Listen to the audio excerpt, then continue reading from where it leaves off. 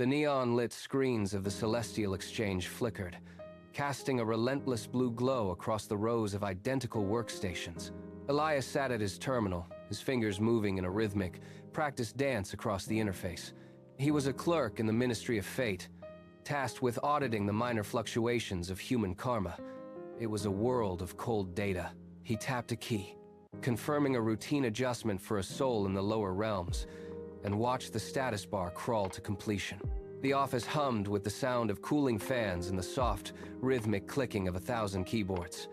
Then, a sharp, discordant chime. A new notification blinked on his display. Seller, anonymous, item, fate of a high-rank cultivator. Starting bid, 1 karma point. Elias paused, his hands hovering over the glass. A high-rank fate was a commodity worth millions, yet this listing sat at the floor.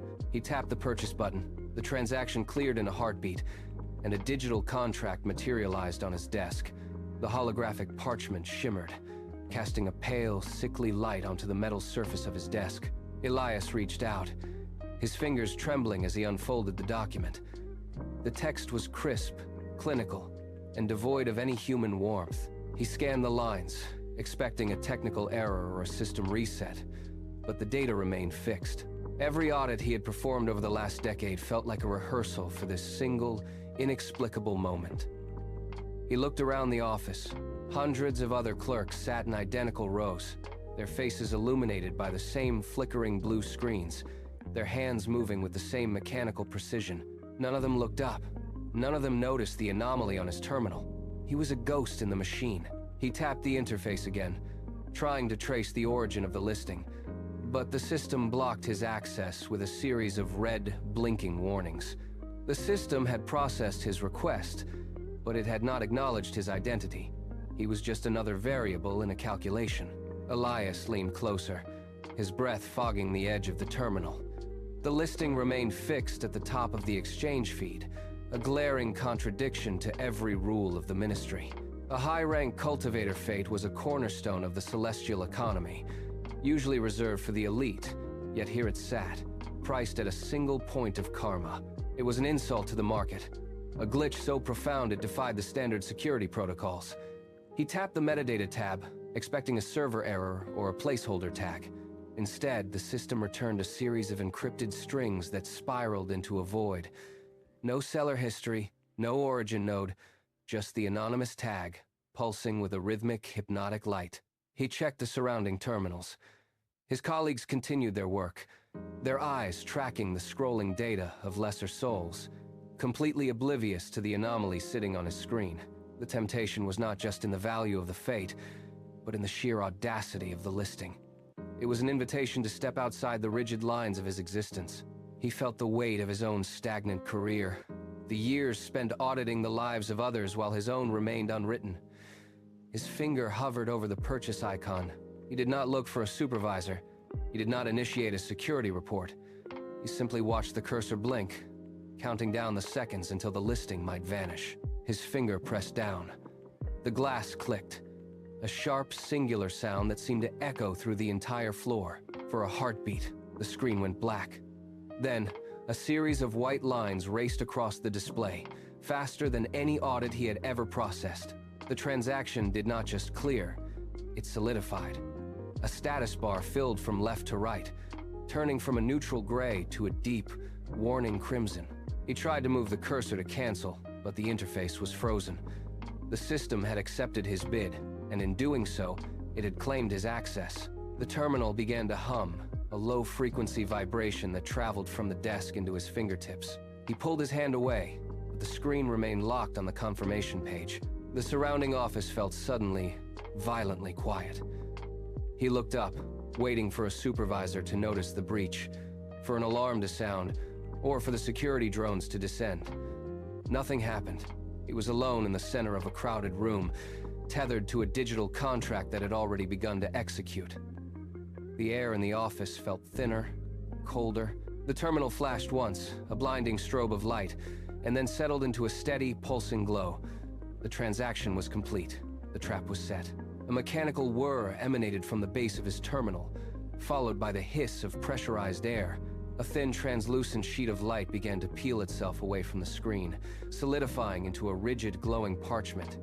Elias recoiled, his chair scraping harshly against the floor, but the document drifted forward, tracking his movement. He reached out, his fingers hovering near the shimmering surface. The air around the desk grew frigid, smelling faintly of ozone. He hesitated, his pulse hammering against his ribs, then gripped the edges of the light. The material felt like cold glass. He pulled it flat, his hands shaking so violently that the light flickered. At the very top, etched in sharp, unforgiving characters, was a name. He wiped his eyes and looked again. The name was his own, Elias. The letters seemed to bleed into the parchment. He tried to drop the document, but it clung to his palms. The realization hit him. He was the commodity. The text beneath his name began to scroll, the characters etching themselves into existence with a sharp, searing heat. Elias stared, his eyes tracking the lines as they manifested in the air. Life force deduction, 10 years. The words were not just ink, they were a sentence. He felt a sudden hollow ache in his chest, a sharp withdrawal of vitality. He looked at his hands, expecting to see age, but the parchment continued its relentless descent.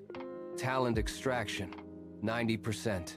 He felt a strange, numbing fog settle into his mind, as if the sharp edges of his memory were being sanded down. Soul tether, active. The final line locked into place, and the parchment tightened its grip on his wrists. He tried to pull away, but the document hummed with a predatory resonance. Every time a line scrolled past, his pulse slowed, his vision blurred at the edges, and the ambient noise of the office faded into a distant, muffled drone. He was watching his own essence being itemized, cataloged, and stripped away for the highest bidder. The cold blue glow reflected in his wide, unblinking eyes. He was not just losing his future, he was being dismantled, piece by piece, by the very system he had served.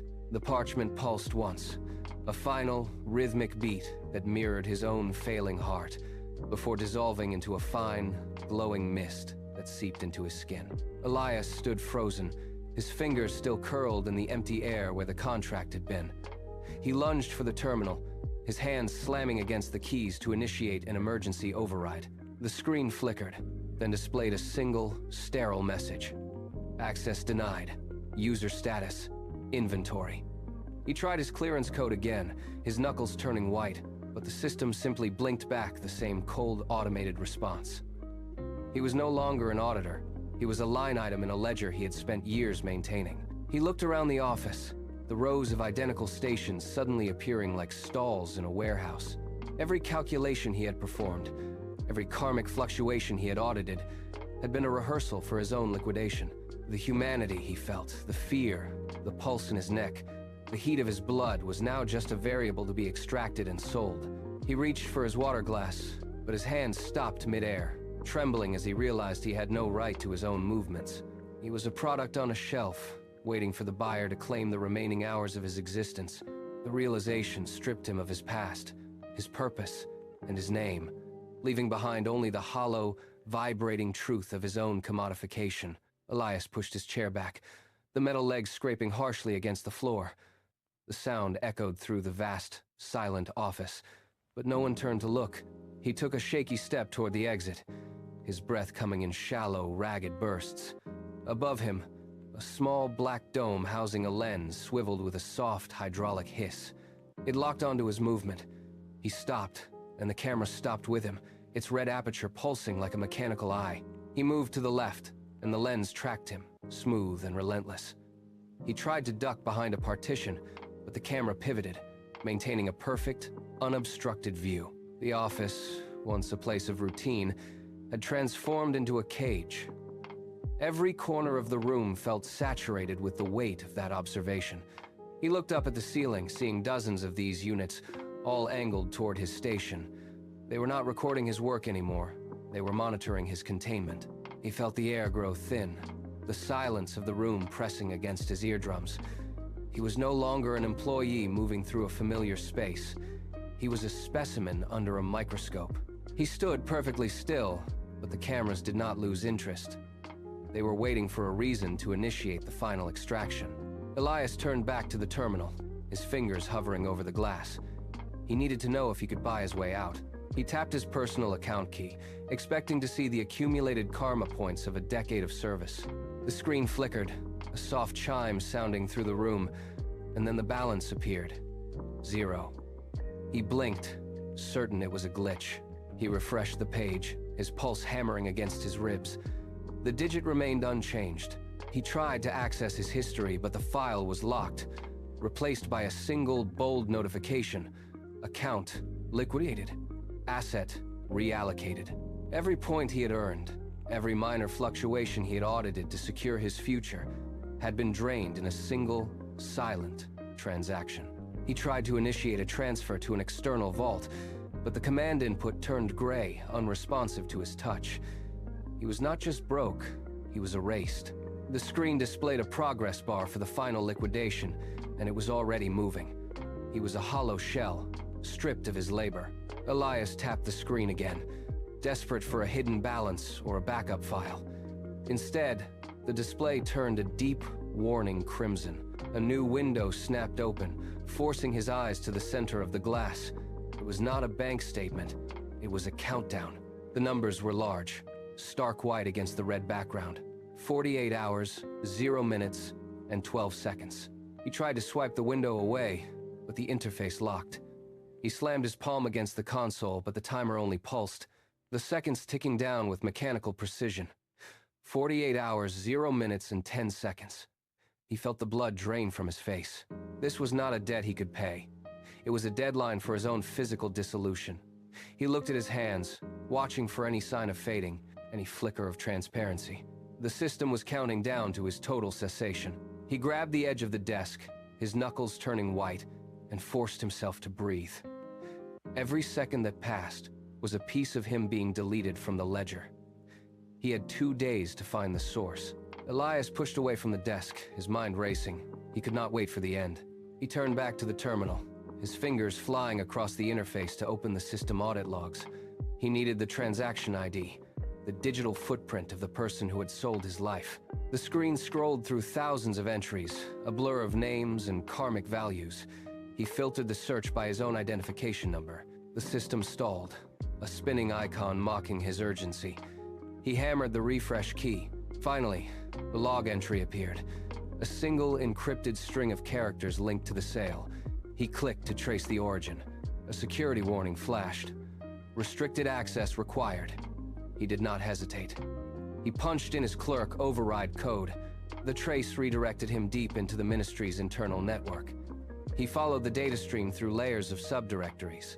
Elias navigated the digital labyrinth, his eyes locked on the terminal as the restricted archives opened. The interface shifted, revealing a vast, dark directory that had been hidden from his clerk-level clearance. He clicked on the primary file, and the screen flooded with thousands of names. His own name was just one entry in a scroll that seemed endless. He clicked on another file, then another. Each entry was a life, a soul, a karmic balance being drained to fuel the ministry's expansion. The scale of the conspiracy was staggering. He was not a target of a single malicious traitor. He was a statistic in a massive, automated liquidation machine. He scrolled through the metadata, finding the digital signatures of the architects behind the scheme. The trail led directly to the chief minister's private terminal, confirming his suspicion. He saw the profit margins, the dates of extraction, and the cold, calculated efficiency of the process. His breath caught in his throat. As he realized the depth of the betrayal, the system was already beginning to react to his unauthorized presence. The screen flickered, and a new alert appeared. The warning on the screen turned from amber to a pulsing, violent crimson. Elias knew the central security hub had locked onto his terminal. He ignored the flashing alerts, his fingers dancing across the keys to force the final firewall gate open. The system fought back, a low-frequency hum vibrating through the desk and into his bones. It was a digital scream, echoing through the silent office. He slammed his palm against the command key, bypassing the last layer of encryption just as the connection severed. The screen went black. A high-pitched alarm began to blare from the ceiling, rhythmic and sharp, cutting through the sterile air. He looked up. The surveillance cameras swiveled in unison, their lenses focusing directly on his workspace. His clerk ID, still slotted into the terminal, glowed a warning red.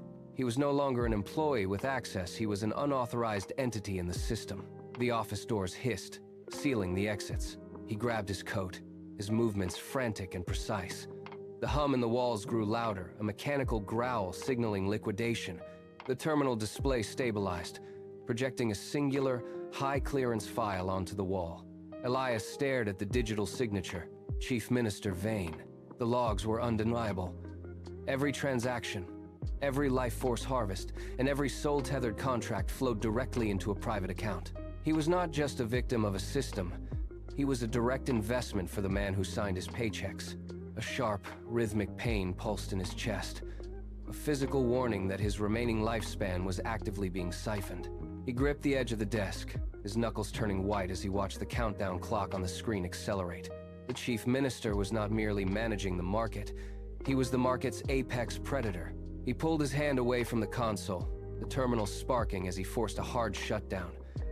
The office air felt thinner, colder. Elias stood, his resolve hardening into a singular, dangerous purpose. Elias stepped out of the office, his boots silent against the polished floor. The hallway stretched ahead, a long, sterile artery of the ministry. He kept his head low, moving with the practiced rhythm of a clerk who belonged there, even as his pulse hammered against his ribs. A patrol of security drones drifted around the corner, their scanners sweeping the ceiling. He ducked into a storage alcove, pressing his back against the cold metal wall, until the hum of their thrusters faded into the distance. He moved again, faster this time, reaching the elevator bank at the end of the corridor. He punched the call button. The doors slid open with a soft, pneumatic hiss. He stepped inside and jammed his finger against the sub-level button. As the doors began to close, he caught his reflection in the polished steel panel. He looked like a man who had already vanished. The elevator lurched, beginning its rapid descent into the bowels of the building. The space was tiny, barely enough to turn around in. He was sealed in a steel box, plummeting toward the restricted archives. The floor groaned under the speed of the drop. The elevator shuddered to a halt, the magnetic brakes screaming against the shaft walls. Elias waited for the doors to slide open, but they remained locked. He slammed his palm against the emergency release, the metal biting into his skin, and forced the panels apart with a grunt of exertion. He stepped out into the restricted archives, expecting the quiet of a tomb. Instead, the entire corridor surged with a rhythmic, pulsing light. The white overhead panels died, replaced by a deep, arterial red that bled into the polished floor. Every surface in the hallway seemed to vibrate with the hum of a system waking up. He took a step forward, and the floor sensors beneath his feet flared with a warning glow. A series of heavy blast shutters slammed down at both ends of the hall, sealing him into the narrow passage. The air grew heavy, charged with the static of an active security grid. He looked up at the ceiling cameras. They were no longer tracking his movement. They were locked onto his position, their lenses focusing with a sharp, mechanical click. The ministry had stopped pretending. He stood motionless, his breath hitching in his chest, as the floor beneath him began to hum with the sound of incoming automated defenses. The silence of the corridor shattered. A voice, devoid of human inflection, boomed from the hidden speakers, vibrating through the very marrow of his bones. Unauthorized access detected. Asset liquidation in progress. The words hung in the air, clinical and absolute. Elias pressed his back against the wall, his hands gripping the cold, vibrating surface. He was no longer an employee. He was a line item on a balance sheet being marked for deletion. The red lights intensified, strobing with a frantic, rhythmic pulse that made the shadows dance like jagged blades. He watched as the floor panels began to shift, the seams between them glowing with a searing, white-hot energy. The system was not just hunting him. It was dismantling the space around him to ensure he had nowhere to stand. He pushed off the wall, his boots skidding on the slick, vibrating floor. The air grew thin, scorched by the heat of the encroaching grid. He looked toward the end of the hall, where the blast shutters were beginning to hum with a high-pitched, lethal frequency. Every instinct screamed at him to run, but his legs felt heavy, anchored by the weight of the realization that his own workplace had turned into a slaughterhouse. He was a piece of inventory, and the ministry was clearing its shelves. Elias lunged forward, his boots slapping hard against the vibrating floor. He did not look back. The air in the corridor grew thick, with the smell of ozone and scorched metal. He reached the first junction, but the floor panel suddenly retracted, revealing a deep, dark shaft beneath the foundation. He didn't slow down. He gathered his momentum, pushed off the edge, and cleared the gap with a desperate, lunging stride. He landed hard on his shoulder, rolled, and scrambled back to his feet without losing pace. His lungs burned, each breath feeling like he was inhaling glass. The walls began to contract, the heavy machinery groaning. He sprinted, his hands outstretched to steady himself against the closing surfaces. Sparks showered down from the ceiling. He focused entirely on the heavy bulkhead door at the far end. He was a blur of motion in the red light. Elias slammed into the heavy bulkhead, his momentum carrying him into the cold, unyielding steel. He gasped, his chest heaving, and clawed at his pocket for the clerk ID.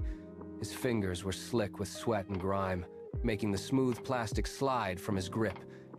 It clattered against the floor, skittering toward the edge of the retracting panels. He dropped to his knees, ignoring the searing heat rising from the gap, and snatched the card just before it vanished into the dark shaft. He lunged back to the door, his heart hammering against his ribs like a trapped bird. He jammed the ID into the narrow slot. The reader pulsed a dull, warning yellow. It did not accept the code. He pulled it out, wiped the card against his side, and shoved it back in with both hands. The mechanism groaned, a deep, metallic sound that vibrated through the bulkhead. Then, a sharp, singular click echoed in the narrow space. The heavy door began to slide inward, the sound of grinding gears filling the corridor. He pushed his weight against the cold metal, forcing the gap wider. Elias stepped into the vast, circular chamber. The door hissed shut behind him, sealing out the noise of the collapsing hallway. He stood in a cathedral of glass and light. Thousands of jars lined the walls, stacked in towering, honeycomb shelves. Each jar pulsed with a soft, rhythmic glow, casting long, shifting shadows across the floor. He walked forward, his boots clicking sharply. He stopped before a shelf at eye level. Inside the glass, a swirling mist of violet light churned, trapped and rhythmic. He moved to the next, then the next. Some jars burned with a fierce golden brilliance. Others were pale, flickering like dying embers. The sheer scale of the collection hit him. This was not just a storage room. It was a graveyard of stolen potential. He reached out, his hand hovering inches from a jar that glowed with a deep, oceanic blue. The glass was freezing to the touch. He turned his head, scanning the endless rows. He was no longer just a clerk. He was a witness to the systematic theft of an entire city. Elias moved deeper into the labyrinth, his eyes scanning the labels etched into the base of each shelf. He ignored the vibrant, steady lights, searching for something specific. He stopped at a shelf tucked into a shadowed corner. A thin layer of gray dust coated the glass. He wiped it away with his sleeve, revealing a small, flickering jar. The light inside was weak, pulsing in erratic, stuttering intervals. He leaned closer, his breath fogging the surface. A nameplate was bolted to the shelf edge. It read, Elias. He watched his own essence trapped within the glass. The violet glow he had seen in others was absent here, replaced by a dull, gray luminescence that seemed to be leaking out. The light dimmed further as he watched, a rhythmic contraction that mirrored his own failing pulse. He pressed his palm against the glass. It was not cold like the others. It was burning hot. The sight of his own life force being drained, reduced to a flickering remnant on a shelf, snapped something inside him. His vision narrowed to the glass. The tremors in his hands stopped. His jaw tightened, and the air around him seemed to drop in temperature. He did not look away. He stared at the dying light, his fingers curling into a fist. The rage rising not as a shout, but as a cold, calculated intent to destroy everything in the room. Elias turned away from the shelf and scanned the immediate area. A metal workbench stood against the far wall, cluttered with maintenance equipment. He walked toward it, his boots dragging slightly on the floor. He ignored the delicate instruments and focused on a heavy, iron-cast wrench resting near the edge. He reached out and wrapped his fingers around the cold, textured handle. It was heavier than he expected, pulling his arm down with a sharp, metallic weight. He lifted it, testing the balance.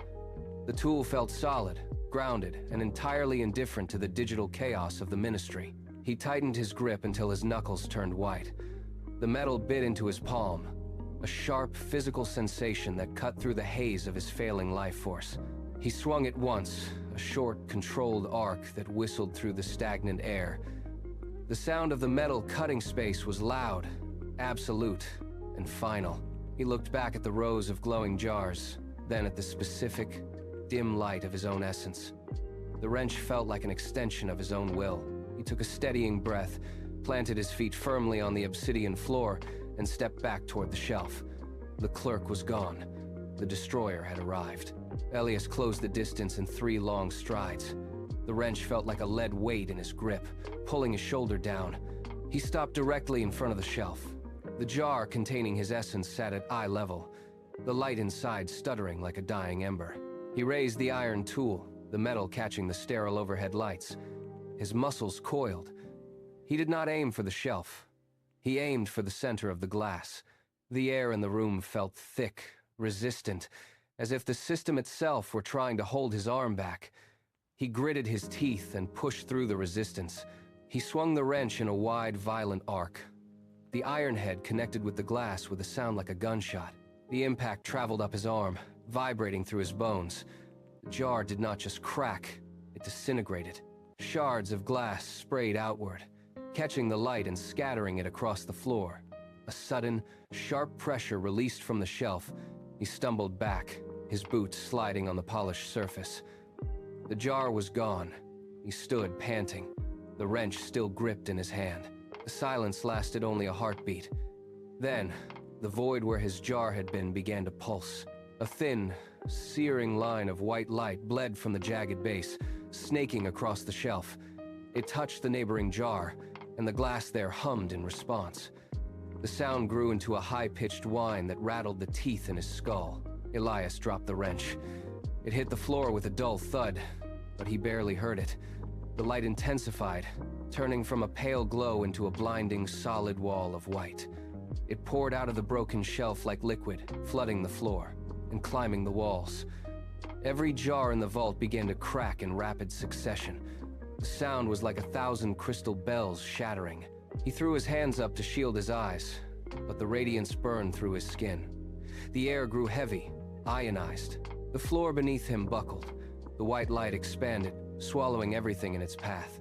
The white eruption slammed into the central server core with the force of a physical blow. Sparks showered from the ceiling as the primary conduits fused, turning molten under the sudden surge of raw karmic energy. Elias shielded his face, the heat singeing the air around him. Above the roar of the collapsing field, the sound of the system dying, was a series of sharp, rhythmic pops as processors detonated one by one. The wall of monitors, once vibrant with shifting data, began to strobe in frantic, jagged patterns. Blue light bled into static, then into nothingness. One by one, the screens went black. The hum of the facility, a constant background vibration that had defined his life, cut out instantly. The silence that followed was heavy, absolute, and sudden. Elias lowered his arms, his vision swimming with dark spots. The room was no longer glowing. The only light came from the dying embers of the server rack, casting long, flickering shadows against the vault walls. The exchange had ceased to exist. Elias stepped out of the vault, his boots crunching on shattered glass. The hallway was dark, the emergency lights failing to trigger. He moved toward the observation deck, his pulse slowing as the adrenaline receded. Outside, the celestial city was changing.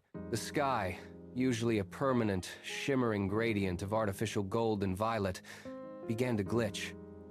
Great, jagged tears appeared in the atmosphere, revealing the cold, empty void behind the projection. Then, the entire canopy flickered once and vanished. A deep, unnatural blackness descended, swallowing the spires and the floating platforms. Below, the city's grid went dark. The hum of the transit lines stopped. Millions of citizens looked up, their faces illuminated only by the dying glow of their personal devices. The karmic tickers that lined the skyscrapers froze, then faded into gray static. Panic rippled through the streets as the realization hit. The market was gone. Elias watched from the glass, his hands resting on the cold frame. For the first time, the stars were visible, cold and indifferent. Elias stood amidst the debris of the server room. The air was thick with the smell of ozone and burnt silicon. He looked down at his own hands, expecting the familiar faint hum of the tracking chip beneath his skin. There was nothing. He pressed his fingers against his wrist, searching for the pulse of the ministry's monitoring network. The silence was absolute. He pulled his clerk ID from his pocket and dropped it. It clattered against the floor, a useless piece of plastic. He walked to the center of the room, where the shattered remains of his own fate jar lay scattered like jagged diamonds. He knelt, picking up a shard. It was cold and inert. The digital contract that had defined his existence was now just a memory. He stood up, his spine straight, his movements unburdened. He checked his internal clock one last time. The countdown had vanished. The system that had categorized him was dead. He was simply a man, standing in the dark, breathing air that belonged to no one. Elias walked out of the ministry's main entrance. The heavy doors groaned as they swung open, the sound echoing through the abandoned plaza. Outside, the city was a graveyard of dead technology. He stepped over a fallen kiosk, its screen dark, its interface unresponsive. The silence was heavy, broken only by the rhythmic strike of his boots against the pavement. He reached the edge of the transit platform and looked down at the streets below. Thousands of people stood motionless, staring at the empty sky, waiting for a signal that would never come. They were lost, tethered to a system that had ceased to function. Elias did not look back. He turned toward the outskirts, where the city lights faded into the natural horizon. He felt the wind on his face, cold and unfiltered by the ministry's climate regulators. He reached the perimeter fence, pushed the gate, and it swung wide. There were no alarms, no automated voices, no security drones. He stepped across the threshold, leaving the grid behind. The path ahead was unmapped, unmonitored, and entirely his own. He began to walk, his pace steady, his gaze fixed on the distant, real stars. The ledger was empty, the debt was erased, and for the first time in his life, the future was not a calculation. It was a choice.